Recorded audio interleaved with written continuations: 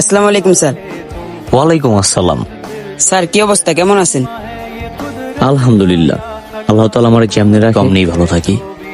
Sir কিছুদিন যাবত আমি আপনার চলাফেরা লক্ষ্য করতেছি। আমার চলাফেরা লক্ষ্য করতেছেন? আচ্ছা, কি লক্ষ্য করতেছেন? আপনি সবসময় চিন্তার ভিতরে থাকেন, আর আমি কিছুদিন যাবত লক্ষ্য আপনি খুব বিষণ্ণতার ভিতরে দিন পার করতেছেন। আমি কি এই কারণটা জানতে পারি? আপনি দেখি ইদানিং আমাকে নিয়ে একটু বেশি চিন্তা ভাবনা করতেছেন। আমাকে নিয়ে চিন্তা ভাবনা না করে আপনার পড়ালেখায় মন দেন, সেটা আপনার জন্যই ভালো হবে। স্যার আপনিই তো শিখেছেন কাছের মানুষগুলোর থেকে দুঃখ ভাগ করে নিলে তাতে সুখ পাওয়া যায়। আপনি কি চান না আমি আপনার সুখের ভাগিদার হই? Please sir.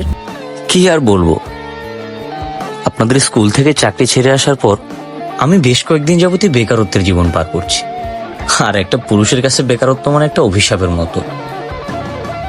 দুটো মাত্র চোখ আমার বাম চোখে স্বপ্ন ছুঁতে হবে সেই প্রচেষ্টা, আর আমার ডান চোখে আমার একমাত্র অবলম্বন আমার পরিবার। কি আজব দুনিয়া দেখেন, তৃতীয় কোনো চক্ষু নাই, থাকলে হয়তো বা চেষ্টা করতাম নিজেকে দেখিবার। जिसको जो भी मिलता है